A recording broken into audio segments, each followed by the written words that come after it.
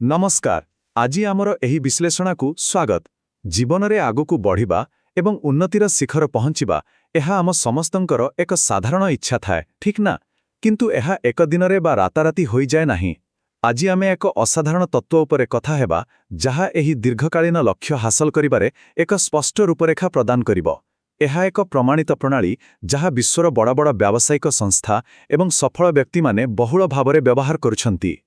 କିନ୍ତୁ ଟିକିଏ ଭାବନ୍ତୁ, ଆମେ ଅନେକ ସମୟରେ ଏକ ବଡ଼ ପରିବର୍ତ୍ତନ ଆଣିବାକୁ ଚେଷ୍ଟା କରୁ ବା ନୂଆ ବର୍ଷରେ ବଡ଼ ବଡ଼ ଦୃଢ଼ ସଂକଳ୍ପ ସବୁ ନେଇଥାଉ। କିନ୍ତୁ ପ୍ରାୟତଃ ଏହା ବିଫଳ କାହିଁକି ହୁଏ? କାରଣ ଏକ ସଙ୍ଗରେ ସମସ୍ତ ଲକ୍ଷ୍ୟ ହାସଲ କରିବାର ବୋଝ ବୋଧେ ଅତ୍ୟଧିକ ହୋଇଯାଏ। ଏହା ସ୍ୱାଭାବିକ ଯେ ଅତ୍ୟଧିକ ଚାପ ଯୋଗୁଁ ନିରାଶା ଆସେ ଏବଂ ଆମେ ଆମର ଲକ୍ଷ୍ୟ ପଥରୁ ଓହାରି ଯାଉ। ତେଣୁ ଆମକୁ ଏମିତି ଏକ ସ୍ଥାୟୀ ବିକଳ୍ପର ଆବଶ୍ୟକତା ଅଛି ଯାହା ଦୀର୍ଘକାଳ ଧରି ଆମକୁ ସାହାଯ୍ୟ କରିବ ଏବଂ ଏହି ଚାପରୁ ସମ୍ପୂର୍ଣ୍ଣ ମୁକ୍ତ ରଖିବ। ଆସନ୍ତୁ ଏହି ବିଷୟରେ ଯିବା। ପ୍ରଥମ ଭାଗ, କାଇଜେନ୍ ଦର୍ଶନ, ସର୍ବଦା ଉନ୍ନତିର ସନ୍ଧାନରେ ରୁହନ୍ତୁ।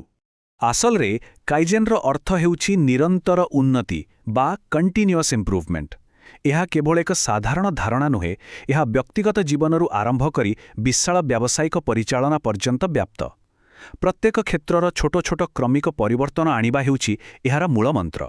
ଗୋଟିଏ ବ୍ୟକ୍ତିର ଦୈନନ୍ଦିନ ଅଭ୍ୟାସଠାରୁ ଆରମ୍ଭ କରି ଏକ ଆନ୍ତଃରାଷ୍ଟ୍ରୀୟ କମ୍ପାନୀର ଉତ୍ପାଦନ ପ୍ରଣାଳୀ ପର୍ଯ୍ୟନ୍ତ ଏହି ଚିନ୍ତାଧାରା ଯେକୌଣସି କ୍ଷେତ୍ରର ପରିବର୍ତ୍ତନ ପାଇଁ ଅତି ସହଜରେ କାମ କରେ। ଏହାର ମୁଖ୍ୟ ବିଷୟ ହେଉଛି ସର୍ବଦା ଉନ୍ନତିର ସନ୍ଧାନରେ ରୁହନ୍ତୁ। ଏହି ଏକ ଧାଡ଼ି ମନ୍ତ୍ର ଏକ ମାର୍ଗଦର୍ଶକ ନୀତି ହିସାବରେ କାମ କରେ। ପ୍ରାକୃତ ଏବଂ ଦୀର୍ଘକାଳୀନ ବିକାଶ ପାଇଁ ଏହି ମାନସିକତା ନିହାତ ଆବଶ୍ୟକ। କେତେବେଳେ ବି ସନ୍ତୁଷ୍ଟ ନ ହୋଇ ନିତ୍ୟ ନୂତନ କିଛି ଶିଖିବା ଏବଂ ଆଗକୁ ବଢ଼ି ଚାଲିବା ପାଇଁ ଏହା ଏକ ଚମତ୍କାର ଦିଶା ନିର୍ଦ୍ଦେଶ କରେ। ଏହା ହିଁ ମୂଳ ଭାବନା ହେବା ଉଚିତ ଯାହା କୋଟି କୋଟି ଲୋକ ନିଜ ଜୀବନରେ ପ୍ରୟୋଗ କରି ଅସାଧାରଣ ସଫଳତା ପାଉଛନ୍ତି। ଟିକେ କଳ୍ପନା କରନ୍ତୁ, ଏକା ସାଙ୍ଗରେ ବିଶାଳ ପରିବର୍ତ୍ତନ ପାଇଁ ଚେଷ୍ଟା କରିବା ଟିକେ ଭାରି ପଥର ଉଠାଇବା ଭଳି କାମ, ଯାହା ଚାପଯୁକ୍ତ ଏବଂ ପ୍ରାୟତଃ ଅସମ୍ଭବ ହୋଇପାରେ। କିନ୍ତୁ ଅନ୍ୟ ପାଖରେ ଛୋଟ କ୍ରମିକ ଉନ୍ନତି, ଏହା ଏକ ପାହାଡ଼ ଚଢ଼ିବା ଭଳି ସହଜ ଏବଂ ସରଳ। କ୍ରମିକ ଉନ୍ନତି ଅଚାନକ ବଡ଼ ପରିବର୍ତ୍ତନର ଚାପରୁ ଆମକୁ ମୁକ୍ତି ଦିଏ ଏବଂ ଏକ ଅତ୍ୟନ୍ତ ଫଳପ୍ରଦ ଔଷଧ ଭଳି କାମ କରେ। ଲୋକମାନେ ଛୋଟ ଛୋଟ ପଦକ୍ଷେପ ନେଲେ ଅଧିକା ନିଶ୍ଚିତ ଭାବରେ ଲକ୍ଷ୍ୟସ୍ଥଳରେ ପହଞ୍ଚନ୍ତି। ଏବେ ଆସନ୍ତୁ ଦେଖିବା ଦ୍ୱିତୀୟ ଭାଗ, ନିରନ୍ତର ଉନ୍ନତିର ପଦକ୍ଷେପ, 4 ଭାଗୀୟ ରୂପରେଖା। ଏହି ରୂପରେଖା 4 ଭାଗରେ ବିଭକ୍ତ। ପ୍ରଥମେ ଆମକୁ ସେହି କ୍ଷେତ୍ରଗୁଡ଼ିକୁ ଚିହ୍ନଟ କରିବାକୁ ହେବ ଯେଉଁଠି ଉନ୍ନତି ଆବଶ୍ୟକ। ଦ୍ୱିତୀୟରେ ବଡ଼ ଲକ୍ଷ୍ୟଗୁଡ଼ିକୁ ଛୋଟ, ବ୍ୟବହାରିକ ଏବଂ ସହଜ ପଦକ୍ଷେପରେ ବିଭକ୍ତ କରିବାକୁ ହେବ। ତୃତୀୟରେ ଏକା ସାଙ୍ଗରେ ସବୁକିଛି କରିବା ପରିବର୍ତ୍ତେ କେବଳ ସେହି ଛୋଟ କ୍ରମିକ ଉନ୍ନତି ଉପରେ ଧ୍ୟାନ ଦେବା ଦରକାର। ଏବଂ ଚତୁର୍ଥରେ ସବୁଠାରୁ ଗୁରୁତ୍ୱପୂର୍ଣ୍ଣ କଥା ହେଉଛି ସଫଳତାକୁ ଉଦ୍ଯାପନ କରିବା। ନିୟମିତ ଭାବରେ ଏହି ପଦକ୍ଷେପଗୁଡ଼ିକ ପାଳନ କରିବା ଦ୍ୱାରା ହିଁ ନିରନ୍ତର ବିକାଶ ଧୀରେ ଧୀରେ କିନ୍ତୁ ଦୃଢ଼ ଭାବରେ ସମ୍ଭବ ହୁଏ। ଏବେ ଯିବା ତୃତୀୟ ଭାଗକୁ, ଫିଟନେସ୍ ଏବଂ ଉତ୍ପାଦନ କ୍ଷମତା ପ୍ରୟୋଗ ତତ୍ତ୍ୱକୁ ବାସ୍ତବ ରୂପ ଦେବା। ବାସ୍ତବରେ ଏହା କେମିତି କାମ କରେ ଆସନ୍ତୁ ଦେଖିବା। ଯଦି ଲକ୍ଷ୍ୟ ଫିଟନେସ୍ ହୁଏ, ପ୍ରଥମ ପଦକ୍ଷେପ 1 ଘଣ୍ଟା ଜିମ୍ ଯିବା କେବେ ବି ହେବା ଉଚିତ ନୁହେଁ। ତାହା ଅତ୍ୟଧିକ କଷ୍ଟକର ହୋଇପାରେ ଏବଂ ଦୀର୍ଘଦିନ ଧରି ଚାଲି ନ ପାରେ। ବରଂ କେବଳ ରନିଂ ସୁଜ୍ ପିନ୍ଧିବା, କମ ମାତ୍ର 5 ମିନିଟ୍ ଷ୍ଟ୍ରେଚିଂ କରିବା ଏକ ଉତ୍ତମ ଆରମ୍ଭ। ଧୀରେ ଧୀରେ ଏହି 5 ମିନିଟ୍ 15 ମିନିଟ୍ରେ ପରିଣତ ହୁଏ।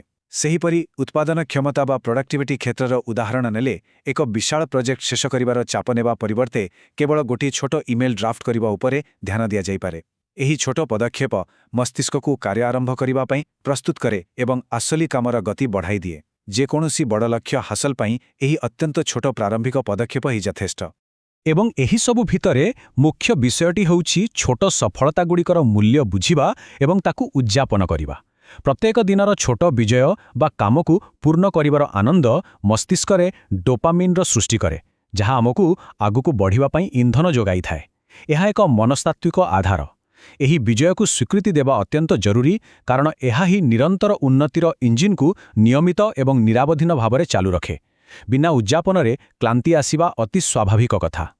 ଚତୁର୍ଥ ଏବଂ ଶେଷ ଭାଗ, ବିକାଶଶୀଳ ମାନସିକତା ବା ଗ୍ରୋଥ୍ ମାଇଣ୍ଡସେଟ୍ ସୃଷ୍ଟି କରିବା। ସର୍ବଶ୍ରେଷ୍ଠ ପୁରସ୍କାର। କାଇଜେନ୍ର ଏହି ଦୈନନ୍ଦିନ ଅଭ୍ୟାସ ମଧ୍ୟରେ ଏକ ସ୍ଥାୟୀ ଗ୍ରୋଥ୍ ମାଇଣ୍ଡସେଟ୍ ବା ବିକାଶଶୀଳ ମାନସିକତା ଗଠନ ହୁଏ। ଏହା କେବଳ କିଛି ନିର୍ଦ୍ଦିଷ୍ଟ କାର୍ଯ୍ୟ ସମ୍ପାଦନ କରିବା ବିଷୟରେ ନୁହେଁ, ବରଂ ଏହା ସାମଗ୍ରିକ ବ୍ୟକ୍ତିତ୍ୱର ଉନ୍ନତି ସୃଷ୍ଟି କରେ। ମଣିଷ ଶିଖେ ଯେ ଶିଖିବାର ଏବଂ ଉନ୍ନତିର କୌଣସି ଶେଷ ନାହିଁ। ଏହାଦ୍ୱାରା ଜୀବନର ପ୍ରତ୍ୟେକ କ୍ଷେତ୍ରର ନିରନ୍ତର ବିକାଶ ସମ୍ଭବପର ହୁଏ ଏବଂ ଜଣେ ନିଜର ସବୁଠାରୁ ଶ୍ରେଷ୍ଠ ରୂପ ଧାରଣ କରିପାରେ। ଏହା ହିଁ ସବୁଠାରୁ ବଡ଼ ପୁରସ୍କାର, ଯାହା ସମସ୍ତ କ୍ଷେତ୍ରରୁ ସଫଳତା ଆଣିବା ପାଇଁ ବଟା ଖୋଲା କରେ। ଶେଷରେ ଏହି ଚିନ୍ତାଶୀଳ ପ୍ରଶ୍ନ ସହିତ ଆମେ ଆଜି ଏହି ବିଶ୍ଳେଷଣକୁ ଶେଷ କରିବା। ଆଜି ଏହି ମୁହୂର୍ତ୍ତରେ ସବୁଠାରୁ ଛୋଟ ଏବଂ ସମ୍ଭାବପର ପଦକ୍ଷେପଟି କ'ଣ, ଯାହା ତୁରନ୍ତ ଗ୍ରହଣ କରାଯାଇପାରିବ? ଏହା 1 ଗ୍ଲାସ୍ ପାଣି ପିଇବା ହୋଇପାରେ, କିମ୍ବା ମାତ୍ର 5 ମିନିଟ୍ ବହି ପଢ଼ିବା ବି ହୋଇପାରେ। ଏହି ନିରନ୍ତର ବିକାଶର ଯାତ୍ରାରେ ଆଜି ହିଁ ଆରମ୍ଭ ହେଉ ଏକ ନୂତନ କିନ୍ତୁ ଛୋଟ ପଦକ୍ଷେପ।